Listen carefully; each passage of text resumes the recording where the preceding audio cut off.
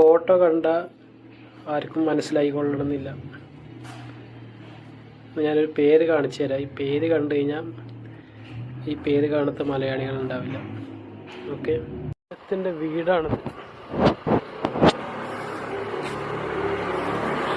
ഫോട്ടോയിൽ കണ്ട ആളെ വീടാണിത്.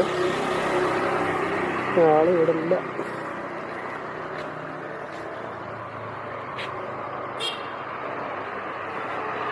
പേര് ഞാൻ കാണിച്ചു തരാം. പേര് പട്ടണം റഷീദ്. പേര് കാണാത്ത മലയാളികൾ ഉണ്ടാവില്ല.